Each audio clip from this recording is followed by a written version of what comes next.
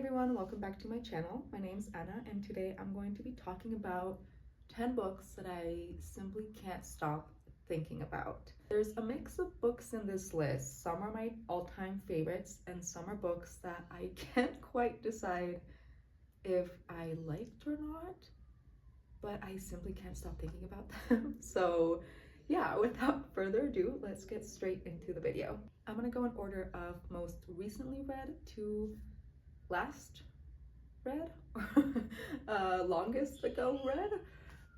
God, English language, let's go. First book would be I Who Have Never Known Men by Jacqueline.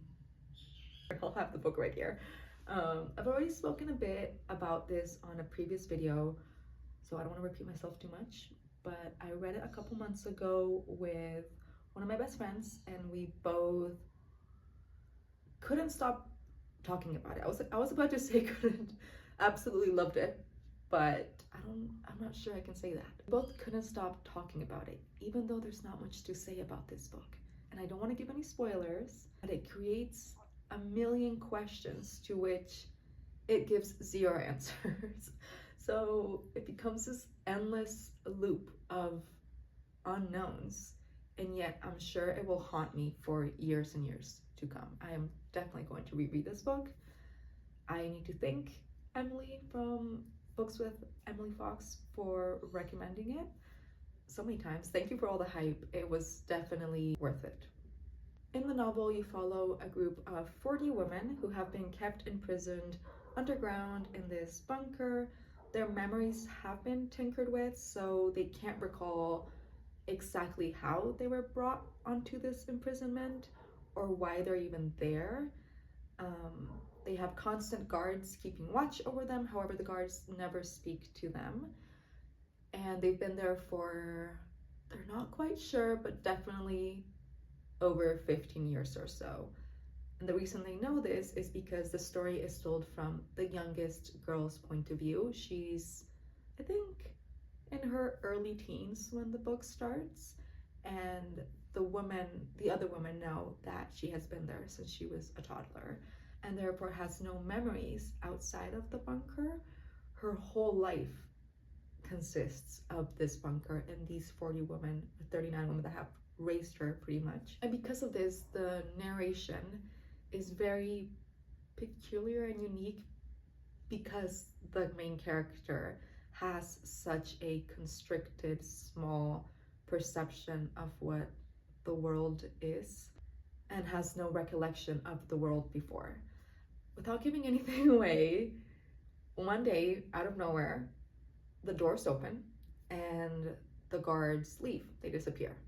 And from then on, the story unfolds as the women have to decide what to do with this sudden freedom. I very highly recommend. However, it is incredibly depressing, and if you're looking for a happy ending or, you know, a satisfying one at least, then look elsewhere because you will not find it in I Who Have Never Known Men. If anyone has read it, please let's discuss down in the comments. I am so interested in knowing your thoughts on specifically the second half of the book. Yeah, I need to talk about it with more people who have read it, and I'm trying to make everyone in my life read it, but so far my sister and my friend are the only ones who've read it, and I've already picked their brains enough. So if you've read it, please let me know. The next book I'll be talking about is The Library at Mount Char by Scott Hawkins. Yes, I'm looking right over here because I have my notes right here, by Scott Hawkins. I'll have the book right around here somewhere. I read this book at the beginning of the year, maybe around, no, May, maybe April or May. I don't even know where to start with this one. It was recommended by Carrie from Carrie Can Read. So thank you, Carrie. I am not sure if I am happy that you hyped it up or upset by the fact that I read this book. Either way, I cannot stop thinking about it and I cannot stop talking about it. So I guess that says something. What a ride this book was. I have to apologize to my friend. If you are watching this, you know who you are. She was there as I read some of it and got my live reaction, which was a complete mess of emotions and I truly apologize that you had to see that.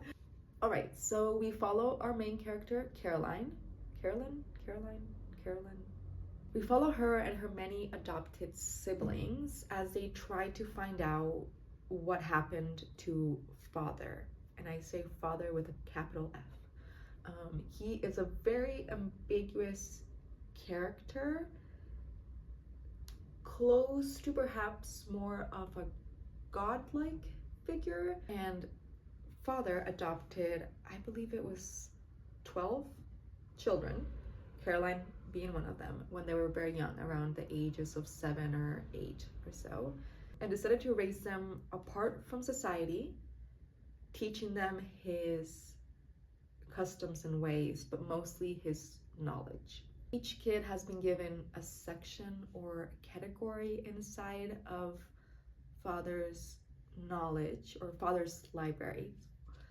This dude, this godlike creature, has a huge, endless library of knowledge, and he has divided his library in sections and given each kid one of them to meticulously study and dedicate their lives to, and they are forbidden to venture or study outside of their category. I can't quite remember all of the categories right now, but for example, one of them specializes in animals. He can speak with animals, he has lived with animals, he knows everything about animals. He's a very quirky, bizarre character, definitely one of my favorites. Another one specializes on death, one of them on war and violence, so on and so on. Our main character, Carolyn, I'm sorry, she specializes in languages, and because it's fantasy, and because father has magic and has been able to warp time for them, somehow in her 30 years or so of life, she has managed to learn every single language that has ever existed.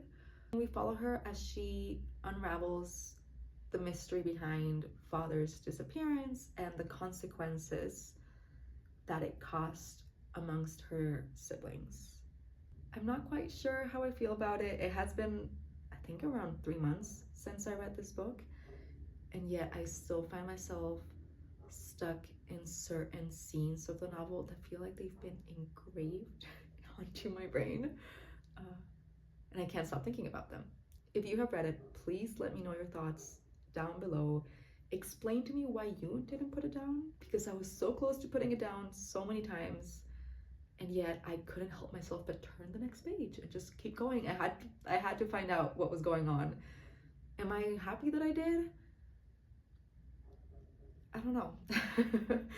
And I do have to say, definitely look up trigger warnings. This book covers a lot of abuse, a lot of violence, a lot of gore, a lot of death, and many more. So I would definitely recommend looking up the trigger warnings before you go into it. I don't think there's a single trigger warning that this book does not include. Having said that, if you think you're up for reading it and you're down for a very weird, confusing trip, let me know what you think. I do think I recommend it. I say that very lightly. I'm not sure if I believe myself. Moving on, we have the book Boulder by Eva Baltasar, which I will also have right around here. I have also spoken about this one in a previous video. This book was originally written in Catalan. However, I decided to read it in Spanish, in the Spanish translation. First of all, I don't speak Catalan, and I thought it would be the closest translation that would manage to hold on to the original the most, if that makes sense. I definitely want to read it in English, however, because this book was recommended by Jack Edwards here on YouTube. He read it in English and he gave it very high praise. I'm currently in an English degree focused on translation, and I would love to one day work on translations, specifically book translations. So I'm very interested in seeing how this book was translated from Catalan to Spanish to English, and yet managed to keep its integrity, hopefully. So we'll see. In this book, we follow our main character, Boulder. This is her nickname, and I found it very intriguing that throughout the whole novel, We never find out her real name. I wish I could know how much of an active choice this was from the author. Boulder is a cook on a ship, big boat, and one night in Chile, I believe, it could also be Argentina, she has a one-night stand with a woman and she immediately becomes enamored with her. They reconnect 3 months later, and the woman tells her she is moving to Iceland for a new job offer that she just got. So, of course, Boulder decides to completely uproot her life, quit her job, and move to Iceland with her. As their relationship and their story evolves in Iceland, so does the antagonist of the novel, which in this case is the struggles of being in love with someone or being in a relationship with someone who wants very different things in life than you do. Boulder's partner lets her know that she wants to have a child and she wants to have it with Boulder, which is something that Boulder has never wanted. She has never considered being a mother and she has never wanted to be a mother. But because she loves her so much, she agrees to do so. The novel then dives deep into the consequences that comes with this choice, growing apart and having to manage what it means to still hold so much love for each other but want such different things in life. What mostly stuck with me about this novel was how beautifully written it was, and the translation to Spanish at least did an incredible job. So I'm gonna put the translator's name right around here because they deserve so much praise. I underlined probably around 80% of this book, and I'm so interested in going back and rereading it. Once again, don't go into this book expecting satisfying happy endings because you won't find it. But if you are in any way intrigued or enjoy reading books or stories about the raw human complexion and just gorgeous prose, I highly recommend. Next book on the list would be Blood Over Bright Haven by M.L. Wong. I'll have it right over here. The book also just got traditionally published. It was originally self-published and it has gotten enough praise, thank God, because it deserves it, to have been picked up by a publisher. And so now there's 2 covers to them. I read it with the original self-published cover, which I personally prefer. Maybe it's just because I'm nostalgic like that. Once again, I need to thank Emily Fox for recommending this book, for basically shouting about it for months and months. I read this at the end of last year, yes, and have not stopped thinking about it since then. I know this is going to be one of those books that I will reread later in life, probably multiple times because my memory sucks, which can be a good thing when it comes to books because it means I get to enjoy them more than once. It's an adult novel, a mix between dark academia, high fantasy, science fiction, dystopian. Yeah, I think that's pretty much it. We follow our main character, Siona. That's how I pronounce it in my head, so let's go with Siona. In a utopian city where magic is the main source of power, and it's ruled under the High Magistry, which is basically a group of titled misogynistic men who once every decade give the chance, because they're so nice, for women to try and get into the High Magistry, and it has never happened before. Women are only allowed to use magic as healers or teachers, but never in a position of power or research as the High Magistry. Siona, our main character, of course, becomes the first woman to pass these tests and make it into the High Magistry.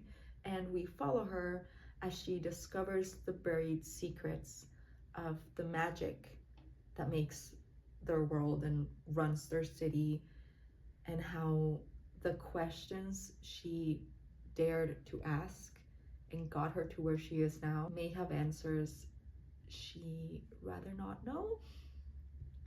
I'm gonna leave it at that. The author does an incredible job touching on different topics like misogyny, prejudice, social status, racism, justice, privilege, and many more. She also does a great job at creating characters who feel very real. They're not in any way one-dimensional. They're raw. They have many flaws. They're complex, and they struggle with this complexity throughout the novel. She puts the main character in many uncomfortable situations in which she has to come to terms with her own prejudice and privilege as a woman living in a very sexist society, and having to realize that even though she is very much a minority in the high magistracy, for example, she also holds a lot of privilege that she has not been aware of for a very long time. And yeah, I cannot wait to read more of her work. I have The Sword of Keegan highly on my to be read list, so I'll be hopefully reading that this year. We'll see. And if you have read Blood Over Bright Heaven or any other of her works, please let me know your thoughts. Let's discuss down below. And if you haven't read it, go ahead and do yourself a favor and read this book. It's incredibly good.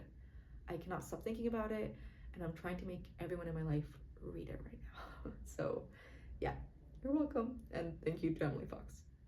Next on the list, we have The Starless Sea by Erin Morgenstern. God, I cannot pronounce that. Wait, I will show you the book. And that candle is just gonna have to stay down there because I just burned the hell out of my fingers. The Starless Sea by Erin Morgenstern? Sure, let's go with that.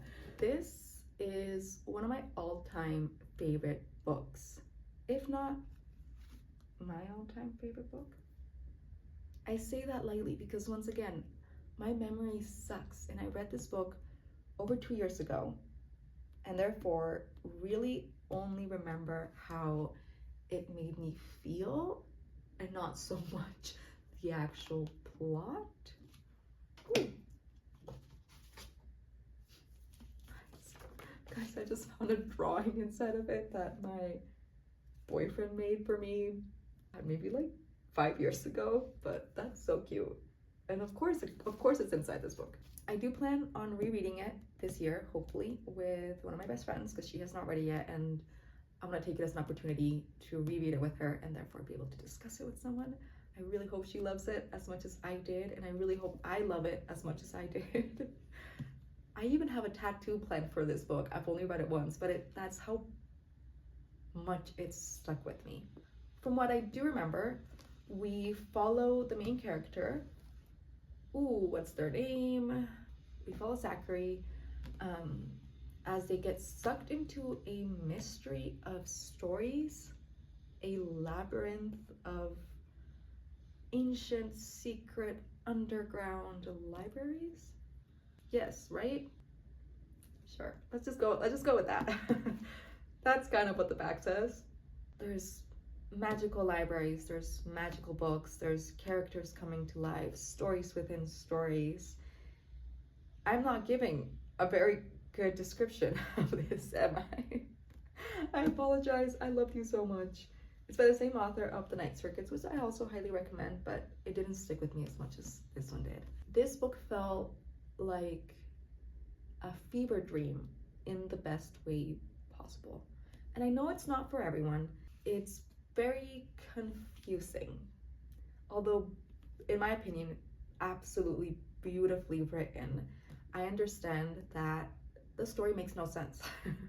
I believe it's simply one of those books you have to dive straight in without expecting to really understand anything, just knowing that if you let go of that, you will love this story. You will love the characters, you will love the romance, you will love the found family. The imagery that this book offers is incredible, and I cannot stop thinking about it. I have even dreamt of this book. That's how much it has stuck with me. So I highly recommend it, and I cannot wait to read it. And at the same time, I'm kind of scared to hold so much love for this book, and I am scared that my memory of it might be betraying, or that I've changed and maybe might not like it as much. If you've read it, please let me know. If you read it recently and you're in your mid-20s, please let me know if it still works, because I need it to. I'll let you know as soon as I read it again at some point this year what my thoughts on it are, and if my deep, deep affection for it has changed. Next on the list, we have This Is How You Lose the Time War by these two authors, which I'm not gonna try to pronounce. I listened to this as an audiobook 2 years ago in one sitting. I remember starting it early in the morning, deciding to go to the gym and continue listening, because I do that all the time with audiobooks. And 20 minutes into my workout, I realized it was not one of those books. I had to give all my attention to it. And so I stopped, I came back home, and I listened to it all in one sitting.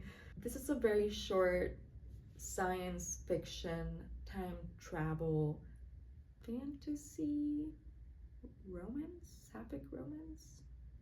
Sure, let's go with that. I have no idea under what genre I would confidently classify it in, but let's go with that. I am meaning to reread this book as well at some point. I want to read it as a physical book. Hopefully I can get my hands on it. We'll see, and if not, then I'm definitely going to get it as an ebook, because although I did enjoy the narration, I thought it was very well done. It's one of those books that has such beautiful, gorgeous writing. I want to be able to reread it and underline the hell out of it. I think it will be the only way you can fully appreciate the lyrical prose and the craft that went into writing this novel. It is dual author, as I said before, and they each write one of the main characters' points of view. The amount of planning and communication and blood and sweat and tears that had to go into creating this is just outstanding. I mean, it's only about 200 pages, and yet it's one of the most beautiful pieces of literature I think I've ever read. One second, my neighbors are being so loud. I apologize if anything has changed. I have to make sure I closed all my windows and all the doors. So hopefully you can't hear my neighbors. It's only when I start filming. We follow two main characters, two soldiers who are on opposing sides of this war that has been going on for many of years, decades, centuries. There's time travel involved. Their jobs are to travel across time, changing small things here and there across time that will then domino effect to benefiting their side of the war. It truly dives into the depths and nitty-gritty little details of what we can do with language and different forms of communication as humans. Basically, one soldier leaves the first letter for her opponent as a kind of, aha, I've won this one battle. And the other one decides to reply.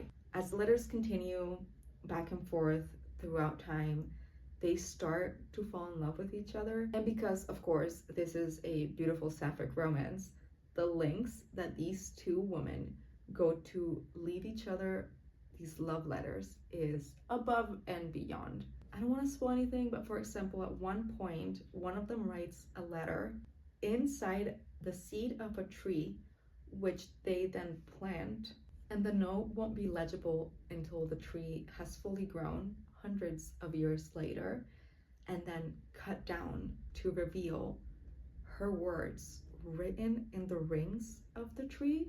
These are the kind of love notes that we should all come to expect, right? Of course.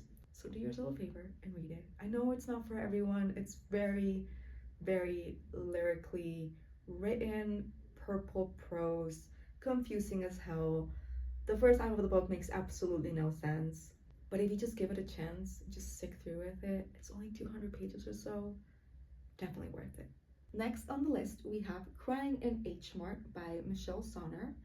I also listened to this as an audiobook in 2022, and I highly recommend this to everyone. I also highly recommend it as an audiobook because it's narrated by Michelle Sonner, the author, and therefore it truly allows for her story and the intention and emotions behind her words to come to the surface and be felt. I do think at some point I want to have the physical copy of it just to be able to underline some great lines in there once again. But yeah, I definitely recommend reading it listening to it as an audiobook. It follows her life growing up Korean American in the States. Her mother was from Korea, her dad was from the States, and it follows her and her struggles with finding her identity as she grew up inside these two very different cultures that form who she is. Very different languages, very different history, as well as what happens after her mother's death and how she processes the grief and the memories that come with it. How the memories of her mother are so deeply woven and intertwined with those of not only Korean language and Korean culture, but Korean food. The way she describes smells and flavors and taste and the process of cooking certain foods that she cooked with her mother not only made me incredibly hungry and wanting Korean food, but also brought me to tears. It's just beautifully done. She is able to bring us through her grief of having lost her mother and coming to terms with this very messy relationship that she had with her. Yeah, as soon as I finished it, I made my little sister read it. First of all, she's not a huge fan of memoirs, and she is definitely not a big fan of audiobooks. She refuses to listen to them most of the time, even when I offer them to her for free. She's one of those readers that says nothing will beat a physical book. I have gotten her onto ebooks now though. She does enjoy a good ebook, and she got a little Kindle herself, but she just refuses to listen to audiobooks. And this one won her over. I haven't read any other audiobooks since, but she did really enjoy this, and I love that even 2 years after, we're still able to discuss it once in a while. If you have read it, or if you have any other memoirs that have stuck with you, please let me know. I am definitely interested in reading more of them. The next book is Our Wives Under the Sea by Julia Armfield. I also read this 2 years ago, once again in 2022, which I'm starting to realize this was a really good reading year. How would you describe this novel? A mix between horror, magical realism, and once again, sapphic romance? No, scratch that. Not sapphic romance. I don't think this book can be classified as a romance, just as sapphic horror, magical realism, weird, eerie, creepy. It makes you feel like your skin's crawling, you're stuck inside a nightmare. I had to turn off the candle and remove it because I realized I was breathing in all the fumes, and that's probably not good for me. My throat is starting to hurt. Cheers. To continue with the book, sorry, it's definitely not for everyone. It's quite slow-paced. We follow Miri, our main character, and how her life changes after her wife Leah comes back from her deep sea mission that went very, very wrong. They were supposed to be under for about 2 weeks, I believe. I did read this book 2 years ago, so don't trust me on that. But they were supposed to go under for a certain amount of time. It was a research mission. Something went very, very wrong, and they were stuck deep in the ocean for months, I believe. When they finally resurfaced, the group of researchers, including Leah, were just a smidge different, to say the least. And we follow Mary's journey as she tries to discover what happened to Leah, whilst trying to be a caring and loving partner after a very traumatic event that Leah has gone through and is not quite ready to open up about. It shows Miri truly trying to be supportive and caring while struggling with this new version of her wife that she no longer seems to recognize. I am not sure if I recommend it even. I haven't stopped thinking about it, but not sure if in a good way. I think I either want to reread it at some point, or maybe I'd prefer to sit down with someone who has recently read it, have a nice little cup of tea, and pick their brain at what their thoughts are on this novel. I'm just very intrigued to know what others have to say about it. So if you've read it, let me know down below. If you enjoy very weird, very eerie, literary horror with a splash of a sapphic relationship and magical realism, this is straight up your alley. If not, I'd say it's probably best to avoid it. Our second to last book would be Project Hail Mary by Andy Weir. This is making me realize I need to go back to my 2022 reading year on Goodreads or StoryGraph and analyze the hell out of it, because I read all these books in 2022. Why was 2022 such a good reading year? This book is sci-fi, space mission, let's save Earth, first contact with aliens, great sarcastic humor, new favorite character. Shall I say more? We follow our main character, a regular old high school teacher who randomly wakes up on a spaceship and has no idea what's going on, can't even remember his own name. We follow him as he starts to discover, slowly, clues on what is going on and put all the pieces together as his memories start to come back. I don't want to spoil anything. There is first contact with aliens, plural, aliens, and this was my very first sci-fi space novel with aliens. And I gotta say, it's a great way to start. If you're not a big sci-fi reader and you're kind of intimidated by the genre, I would say this is a great place to start. If you want a more like high fantasy, spaceships, aliens type of fantasy. If you want more cozy fantasy, oh, sorry, not fantasy, science fiction. Oh my God, can you tell I'm a fantasy reader, not a science fiction reader? Andy Weir does a great job at not only making the main character very funny. I laughed out loud quite a few times throughout this novel, which I needed. Whilst 2022, although a great reading year, not a great year otherwise. And this is one of the books that helped me just keep my mind off things and just laugh for a bit. Although I also did cry at some point. The narration, the humor, the sarcasm just hit the spot. And I found one of my all-time favorite new characters. I don't want to spoil anything, but let's just say that they perhaps aren't human.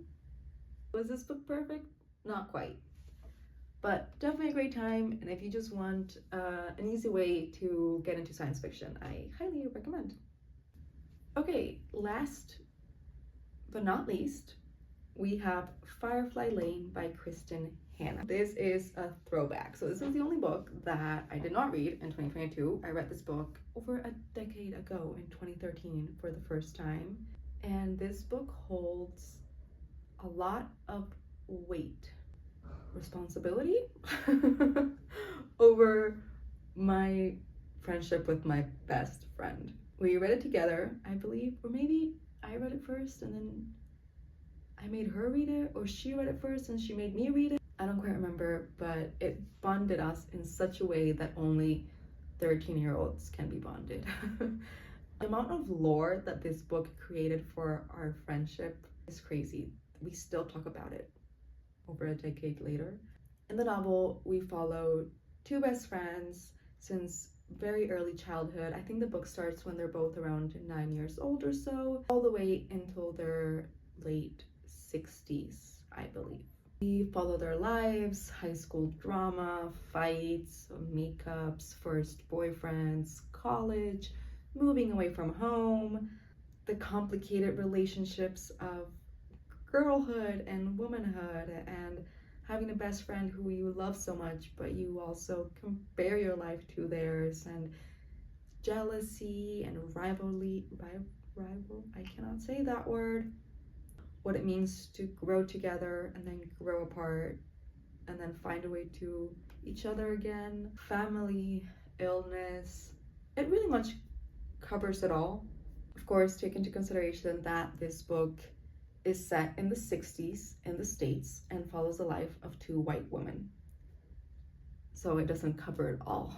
I have been meaning to reread it a million times. I think back in 2019, I took it with me to China when I was there for 2 months and tried rereading it for the first time, but I wasn't in the best headspace and I got halfway through it, started crying, put it down, haven't picked it up since then. On one hand, I'm scared it will completely devastate me the same way it did when I was 13, and I'm not sure I'm ready for that.